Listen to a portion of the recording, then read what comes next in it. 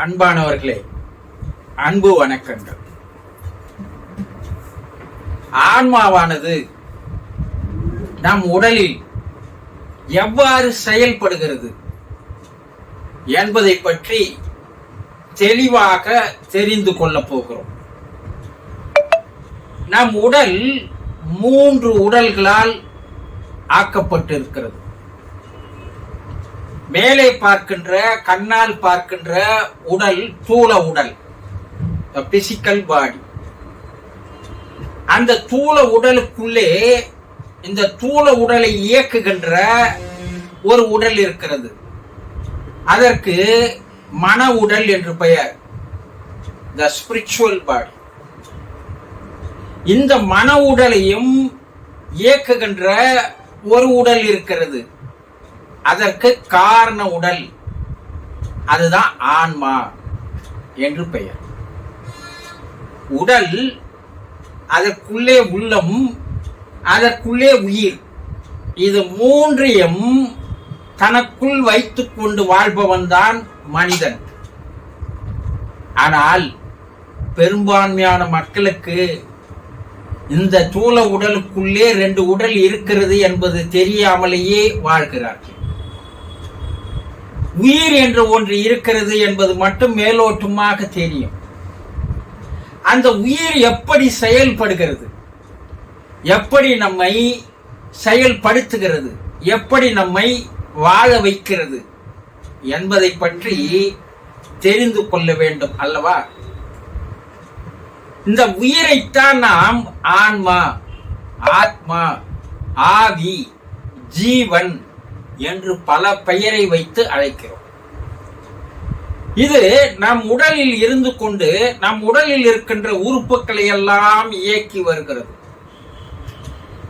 அதற்கு சக்தி எங்கிருந்து கிடைக்கிறது?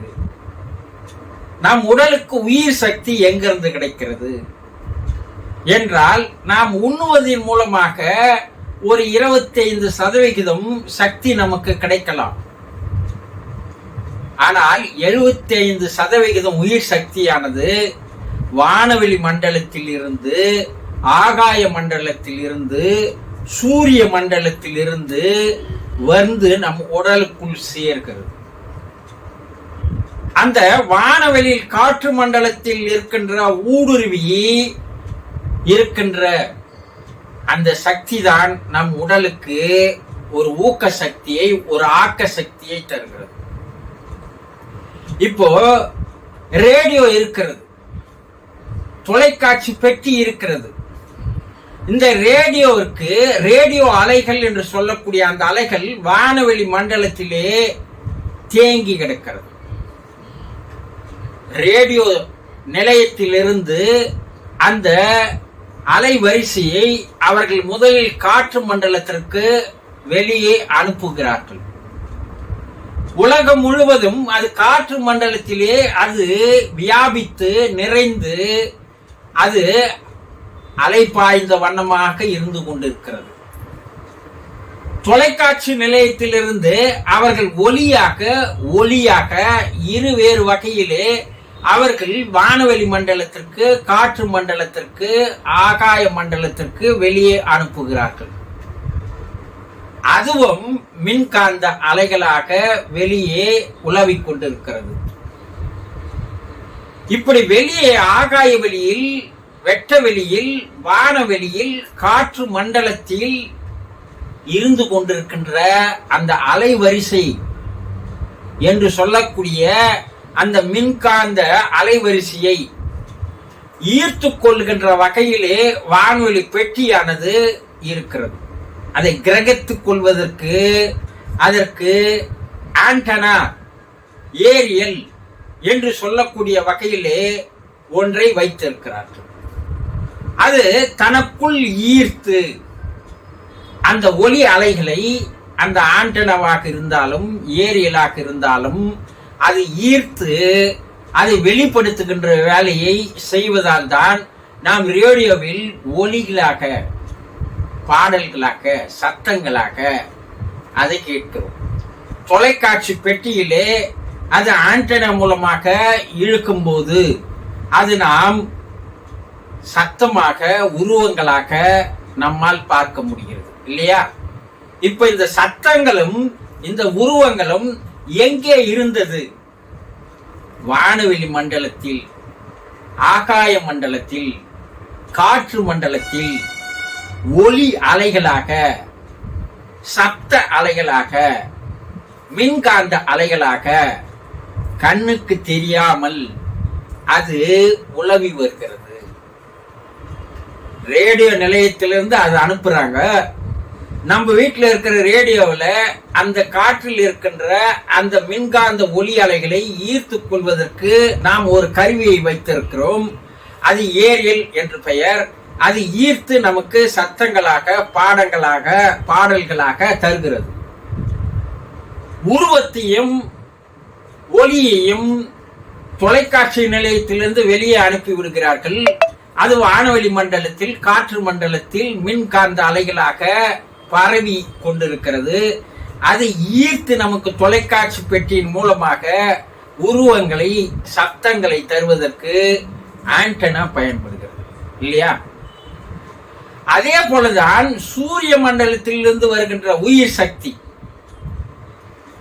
ஆகாய மண்டலத்தில் இருக்கின்ற உயிர் சக்தி, இப்படி காற்று மண்டலத்தில் இருக்கின்ற அந்த பிராண உயிர் சக்தி, இவையெல்லாம் நம் கண்ணுக்கு தெரியாமல் ஆகாய மண்டலத்தில், காற்று மண்டலத்தில் வியாபித்து நிரம்பி இருக்கிறது.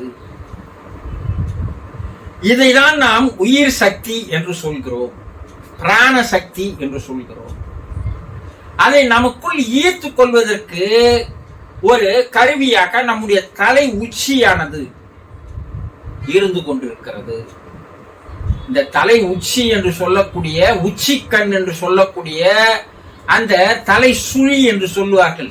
அந்த உச்சி கண்ணு தான் நமக்கு வானவெளியில் இருக்கின்ற அந்த உயிர் சக்தியை நம் உடலுக்குள் ஈர்த்து உடலுக்குள் பரவ செய்கின்ற வேலையை செய்கிறது. அதேதான் நாம் நினைக்கின்ற எண்ணங்களை ஆகாய வெளிக்கு அனுப்புகின்ற வேலையாகவும் செய்கிறது. ஒன்று உள்வாங்குகின்ற கருவியாக, அங்கமாக, உறுப்பாகவும் இருக்கிறது. வெளியே அனுப்புகின்ற அங்கமாக, உறுப்பாகவும் உச்சி கண்ணானது செயல்படுகிறது. மேலும் நம்முடைய வியர்வை துவாரங்கள், அதாவது முடிகள், தலையில் இருக்கின்ற முடிகள், உடலில் இருக்கின்ற முடிகள் எல்லாம் ஏரியல்கள் தான், ஆண்டனா தான். அது பிரபஞ்சத்தில் இருந்த உயிர் சக்தியை ஈர்த்து நம்முடைய உடலுக்குள்ளே அனுப்பி வைக்கிறது. இருவேறு வகையில் இந்த ஆகாய வெளியில், சூரிய மண்டலத்தில், காற்று மண்டலத்தில் இருக்கின்ற பிராண சக்தியை, உயிர் சக்தியை அது தனக்குள் ஈர்த்து உடலுக்குள் பரவ செய்கிறது. இந்த உயிர் சக்தியை தான் ஆன்மா என்று சொல்கிறோம். இந்த ஆன்மா எல்லா இடத்திலும் இருக்கிறது, அது இல்லாத இடமே இல்லை என்று சொல்கிறார்கள் அல்லவா? இறைவன் எங்க இருக்கிறான்? அவன் எல்லா இடத்திலும் நீக்கமர நிறைந்திருக்கின்ற பரிபூரண ஆனந்த மயமானவன் சொல்றோம் இல்லையா? அது போலதான், அதேதான், அது ஆன்மா தான். அந்த ஆன்மாவை தான் உயிர் சக்தி என்று சித்தர்கள் கூறுகிறார்கள். சரி, அது நம் உடலுக்குள் வந்து விட்டது இல்லையா? அது என்ன செய்யுது? நம்முடைய தலையில் இருக்கின்ற, மூளையில் இருக்கின்ற நரம்புகளை அது ஊக்கப்படுத்தி, உற்சாகப்படுத்தி நமக்கு அறிவை சேகரித்துக் கொள்வதிலும், அதே நேரத்தில் அனைத்தையும் அறிந்து கொள்வதற்கும் அது நமக்கு அந்த ஆன்மா உபயோகமாக இருக்கிறது. அறிவு இருக்குதா உனக்கு? சொல்றாங்க இல்லையா? சிந்திக்கின்ற திறன், நினைத்து பார்க்கின்ற திறன், கற்பனை திறன், த இமேஜினேஷன் பவர், இதெல்லாம் எங்கிருந்து கிடைக்குது? கரண்ட் அங்கிருந்து வருது. நம்ம மூளை என்ற கருவி வேலை செய்கிறது. அந்த கரண்ட் உயிர் சக்தியானது பிரபஞ்சத்திலிருந்து வரலன்னா மூளை வேலை செய்யாது. இரண்டு காதுகளில் இருக்கின்ற நரம்புகளை எல்லாம் ஊக்கப்படுத்தி, உற்சாகப்படுத்தி எல்லா சத்தங்களையும், ஓசைகளையும், ஒலிகளையும் கிரகிக்க செய்து நமக்கு உணர்த்துகிறது. அதுவும் ஆன்மா தான் செய்யுது, உயிர் சக்தி தான் செய்யுது.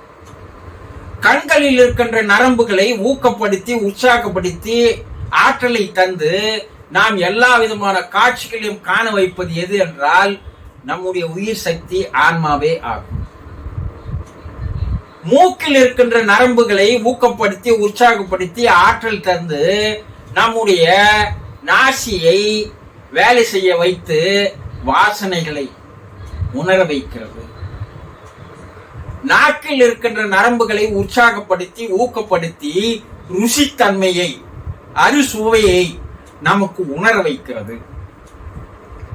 இதயத்தில் அந்த சக்தியானது பாய்ந்து அன்பு, பாசம், நேசம், அரவணைப்பு, கருணை, தயவு, அதே நேரத்தில் விரோதம், பொறாமை, பொச்சிருப்பு போன்ற நல்லதையும் செய்ய வைக்கிறது, தீயதையும் செய்ய வைக்கிறது. மனிதன் இதில் எது நல்லது தேவை, எது தேவையில்லை என்பதை அவன் சிந்தித்து பார்க்க வேண்டும். நல்லதையும் கெட்டதையும் இதயம் நமக்கு தருகிறது. அந்த இதயத்தின் சக்தியை ஊக்குவிப்பது ஆன்மாவாகும்.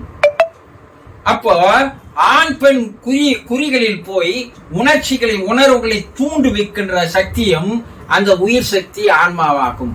நம்முடைய சந்ததிகளை பெருக்க வைக்கின்ற வேலையையும் அது செய்கிறது. இப்படி நம் உடலிலே இருக்கின்ற ஆன்மாவானது, உயிரானது நம் உடலில் இருக்கின்ற ஒவ்வொரு அங்கங்களையும் செயல்பட வைக்கிறது.